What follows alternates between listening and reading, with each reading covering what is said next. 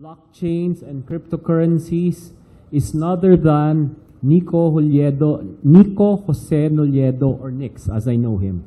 He's the chairman and CEO of Xurpas, which is the largest mobile consumer technology company listed in the Southeast Asian Stock Exchange. Nix is the first Filipino entrepreneur chosen by the Endeavor Global Network, is the Ernst & Young 2015 Philippine Entrepreneur of the Year, and was chosen as one of the outstanding young men, TOYM. Again, my claim to fame is that my brother is a TOYM and I am not one of them. Anyway, Nix is also an active angel investor in the early tech startups, so you can go and see him later for your startups. And he is as well as well as blockchain token sales. At present, he has made over 30 angel investments in early stage companies in Asia and the Philippines. Ladies and gentlemen, please welcome Mr. Nix Nolledo. Okay, so my presentation covers different aspects of cryptocurrency and the blockchain. But before I jump directly to the blockchain, I'd like to talk about the evolution of trust in economies. In the early days of commerce and trade, trust was very localized. If Nix were a fisherman and I wanted to borrow money so that I can expand my fleet of boats, so I can expand my business, my reputation as a borrower and as a fisherman within the local community would determine my capacity and my ability to borrow. If I'm able to repay my loans, my credibility increases, my business grows, wash, rinse, repeat. As communities and ecosystems got larger, trust was moved to institutions like banks, governments, churches, corporations, and the brand of these organizations and these institutions would determine the velocity of trade and business that would move through these economies. So these institutions now held the trust of the public to allow economies to mature, prosper, and transact. Eventually, when the internet happened, the trust was moved to a lot of online institutions. Companies like Facebook, companies like Amazon, Alibaba, Google facilitated a lot of these transactions in an online environment, and so the trust sort of moved to them. And what's interesting is when the internet happened, people moved from trusting institutions to trusting total strangers.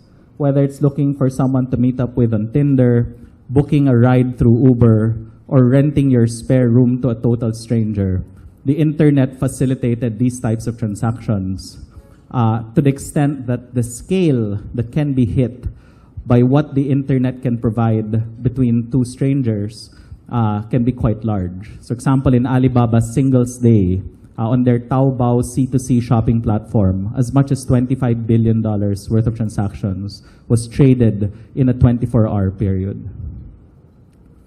So if you look at the trust stack, trust is really what allows people to move from the known to the unknown. And the trust stack really has three elements to it. First is you need to trust the idea of something. Second is you need to trust the platform that will help you implement that idea. And the third is the other person you're transacting with, you need to be able to trust that person on the other side. So trust the idea that you can rent out your spare room to a total stranger. Trust the platform, it's called Airbnb, that will facilitate that exchange. Trust the other user who's renting your spare room. The internet allows you to see that person's track record, who he is, how he's rated, and so on. Unfortunately, over the last several years, more and more people are starting to distrust traditional institutions. And this is where the blockchain comes in. So I'll try to explain what the blockchain is in its simplest terms. The blockchain is really a public ledger on the internet. Every time something moves in that ledger, a new block of information is created around that movement of information in the ledger. that all of the movements of data in that ledger forms a chain of blocks. That is, in its simplest term, the blockchain. And so if you look at the trust stack, you still need to trust the idea of the blockchain. You need to trust the platform, like Bitcoin as a brand, to allow something like this to happen. But you no longer need to know the other person on the other side when you do the transaction. Because once that block of data is created, it is immutable, uneditable, and completely viewable and transparent for everyone to see. From which wallet did that Bitcoin come from, to which wallet was it sent to, and which miner validated the transaction. So, the definition of blockchain is quite a mouthful, so let's break it down into its components. First, it's decentralized. There is no central authority. Second, it's distributed. Multiple entities have access to it. In fact, the ledger of Bitcoin exists in over 11,000 nodes. So 11,600 pretty much, to be precise. It is a store of records. It is encrypted.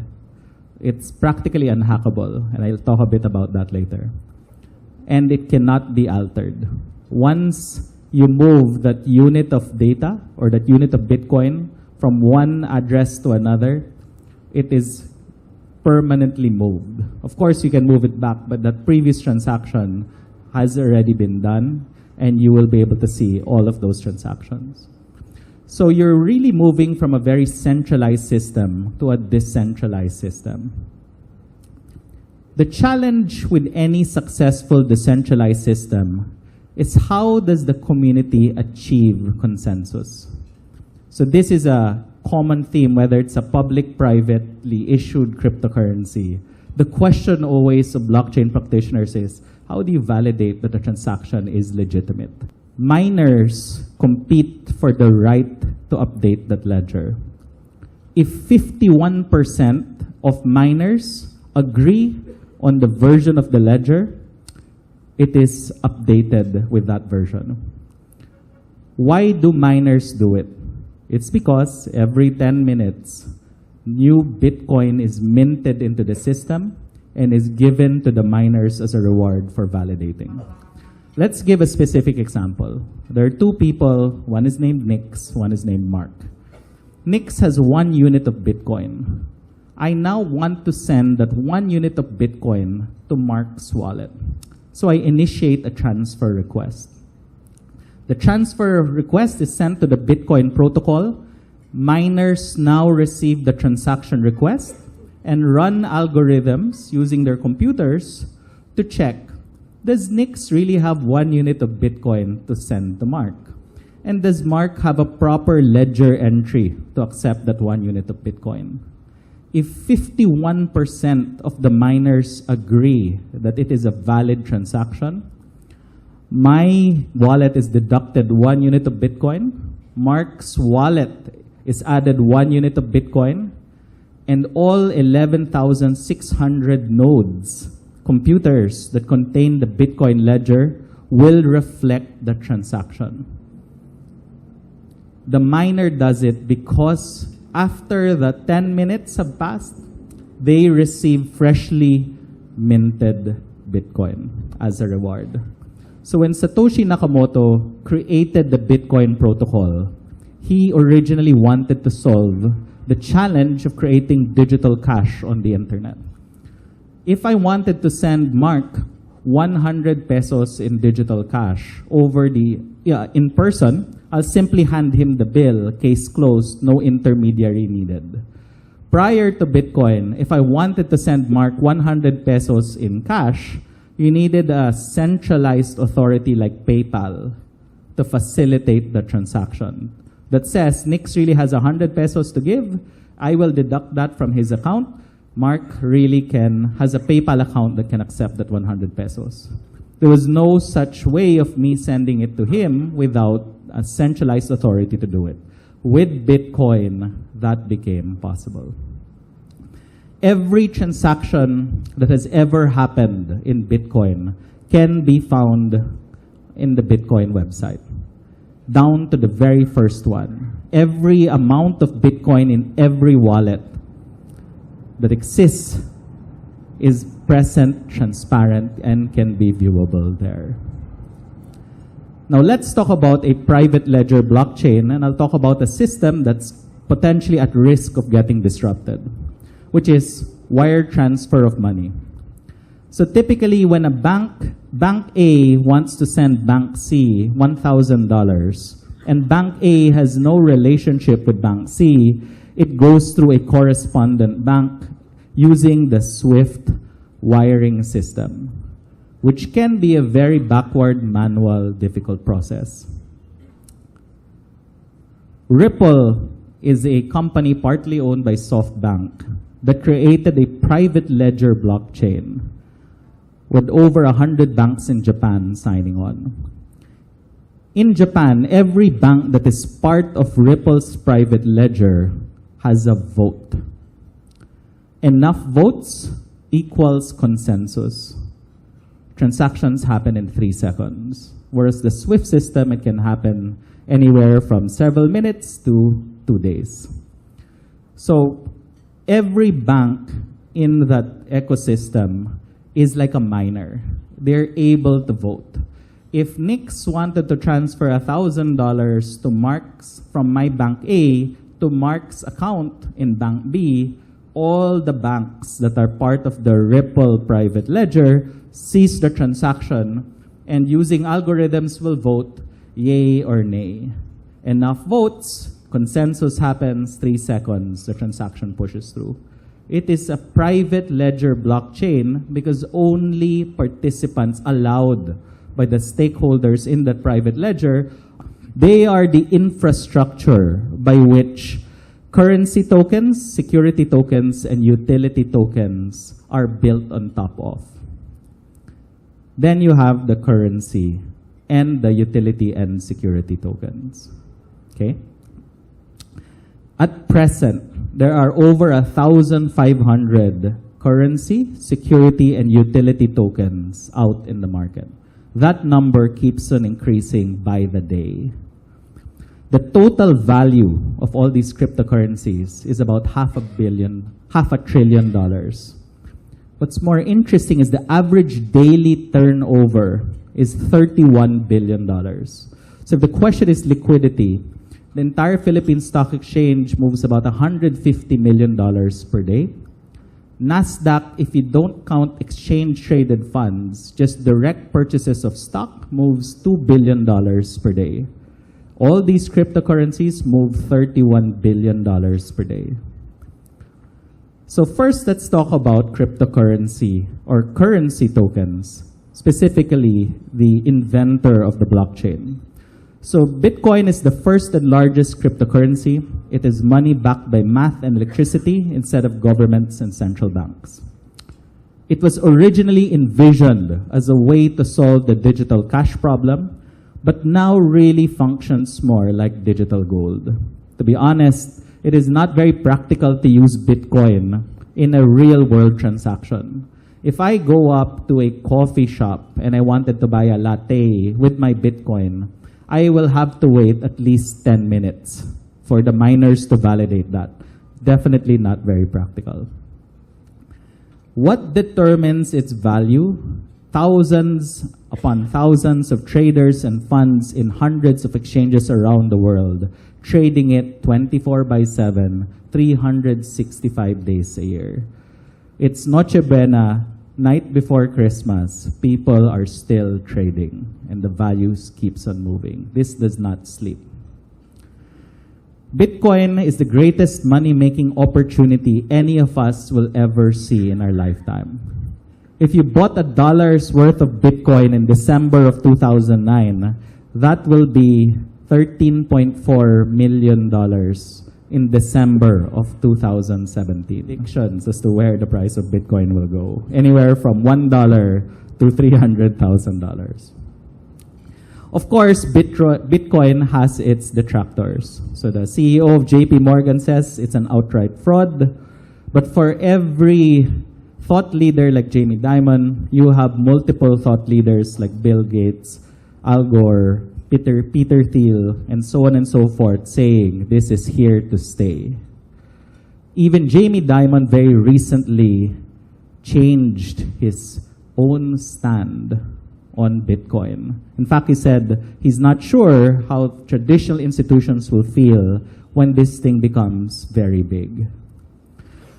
So I started trying to understand cryptocurrencies on my own personal journey. I started meeting many different crypto whales in very different markets, Europe, US, Asia. And I tried to understand in their minds, what is the intrinsic value of Bitcoin?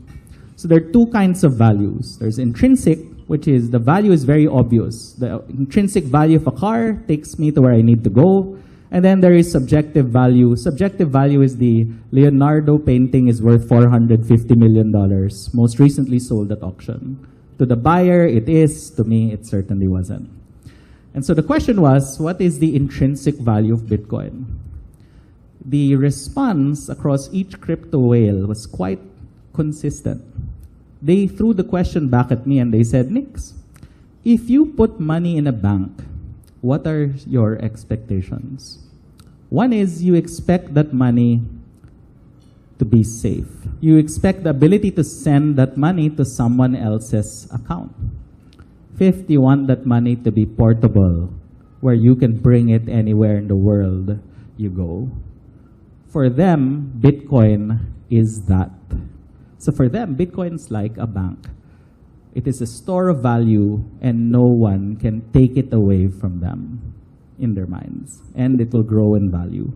The more that third parties try to take it from them through over-regulation, the stronger the currency becomes to a lot of these owners. Bitcoin might be the poster child for this. There are several other cryptocurrencies as well. So case for cryptocurrencies, take a country like Venezuela. Before crypto, they had little tax revenue as the economy is practically destroyed. The government prints money to pay soldiers and pay debts. Inflation soars and the currency base is multiplied. The people in Venezuela do whatever they can to not hold local money because it declines 50% every month. This makes the currency even less valuable, increasing inflation, lowering tax revenue, wash, rinse, repeat. A January 2018 article in Bloomberg says their inflation has hit over 440,000%. Venezuelans turn to video games to survive. They actually are looking at holding even not cryptocurrency, just digital currency that from games that they can play in their old PCs that were created in the 1990s.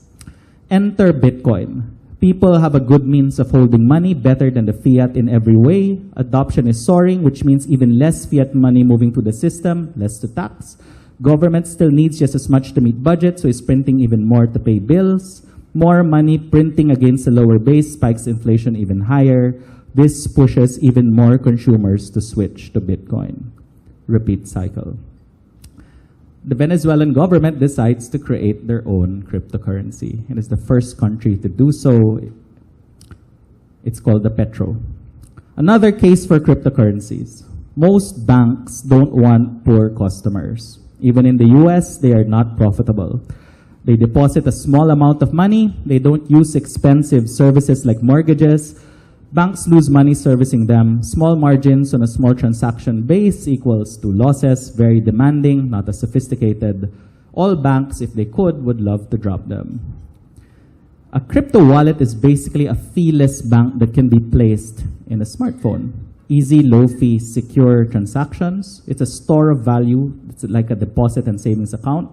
It can be used for payments. Several merchants have adopted it. It can be moved to any other account or any other phone. Because it is a ledger of records that's unhackable, it sort of replicates to the base of the pyramid what a bank should be to them. For the 4 billion who are unbanked, cryptocurrency can certainly be transformative. Moving on to utility and security tokens. Ethereum was created in December of 2013.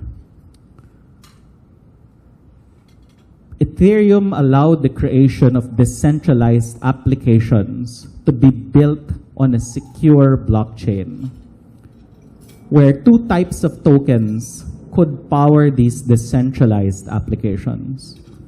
For utility tokens, the utility of each token is a gas to fuel a process. It is a service as opposed to simply a store of value like Bitcoin or a mode of payment.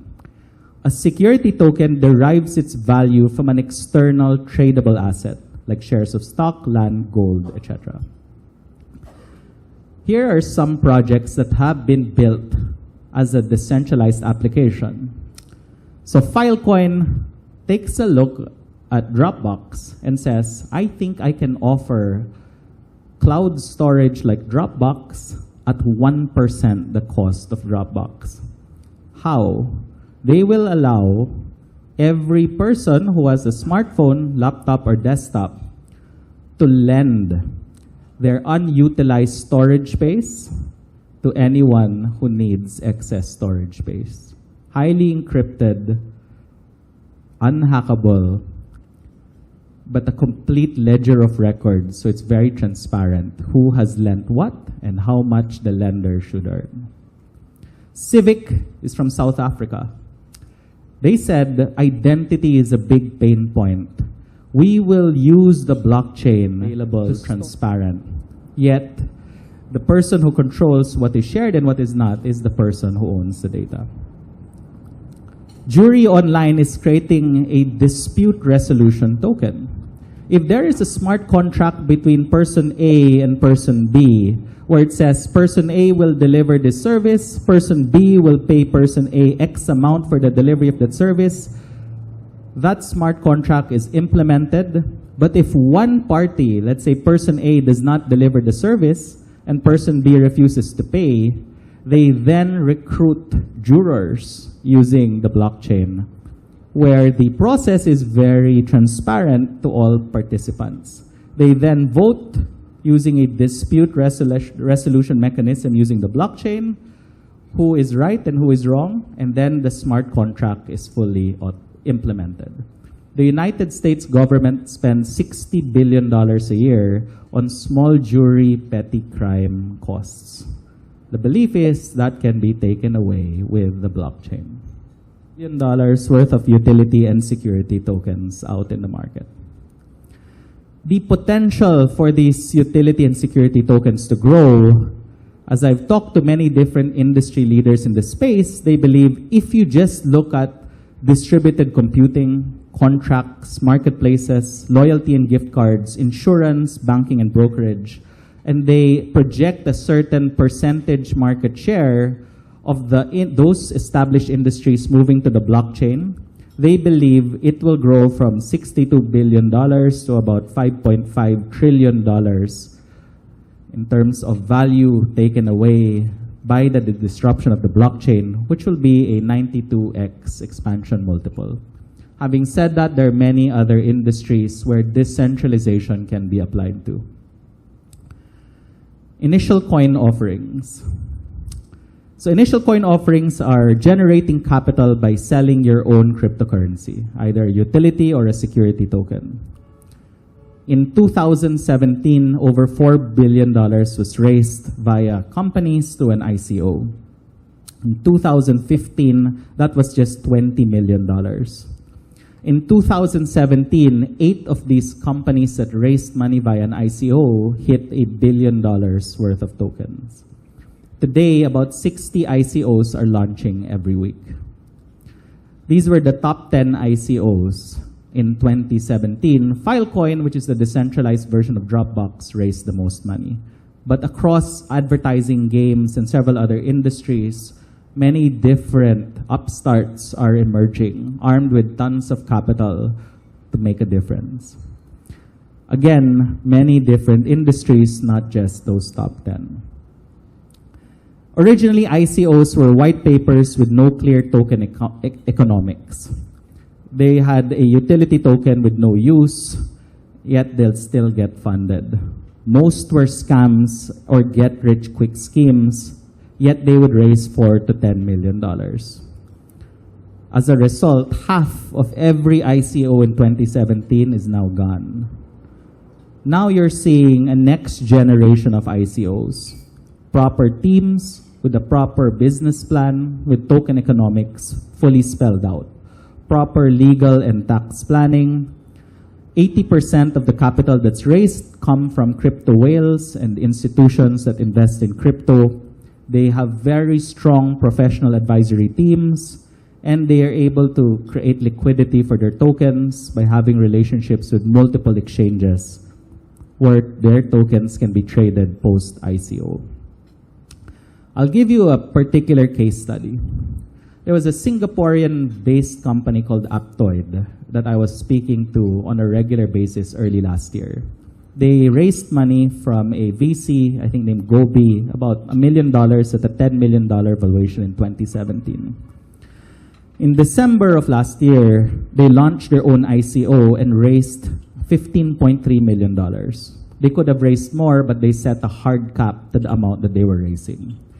They then listed their token in Binance and now has over a $300 million token market cap. Suddenly, they are the giants in their space. Admittedly, I wasn't giving them much attention in January of last year. Now, I certainly am giving them more attention. Telegram, which is the WhatsApp of Europe, one of the largest mobile messaging platforms, is doing the first $1 billion ICO. In fact, they're looking to raise $2 billion. The minimum placement is $20 million. Mostly institutional investors are coming in just to create special purpose vehicles in order to participate in the Telegram ICO. As you guys may know, a typical fund will have a charter. The charter will cover where the fund's capital can be deployed, industry, geography, and so on and so forth. Most traditional funds don't allow in their charter money being given for tokens. So what do these big funds do? They create a special purpose vehicle, they fund it with fiat money. That money then invests in the tokens just to participate in Telegram. Kodak, after years of having a very sleepy stock, announces an ICO. The share price jumps 89%. And this just won't stop. The largest e-commerce company in Japan just announced they are going to create their own coin. So this is Rakuten. What lies ahead? Largest financial VCs will continue to be very active and more institutional money will pour into this space. If you are a bank or a financial institution and you are not presently looking at blockchain, you will be left behind. Because every major banking institution is looking at blockchain. Multiple countries will launch their own cryptocurrency. In fact, I didn't include here. I just met the guys who are doing the Singapore sovereign coin. So everything is starting to move to this space. Dubai has said, the whole government is a ledger. We are going to move the whole government to the blockchain. Every voter record is a ledger. It's a store of records. Every permit, license holder is a store of records. So there'll be the first government where everything will be ledgerized on the blockchain. So what is really the opportunity here? I started in the internet in the 90s. In 1994, there were 20 million online users in the world. In October of 2017, there were roughly 17 million active crypto wallets. In 1995, the value of all internet companies in the world put together, led by Netscape, was worth $60 billion. Today, about $62 billion worth of utility and security tokens. We know what happened to the internet. We're not sure what will happen to the blockchain, but there is a very real possibility with all of these actors coming together, pouring capital into the space, that we are able to create an Internet 2.0 revolution over here. From the person who created that $5 billion company called Netscape back in 1995, he saw this early and he says, the consequences of this breakthrough are certainly hard to overstate. So thank you. I think there'll be a panel later so you guys can ask questions.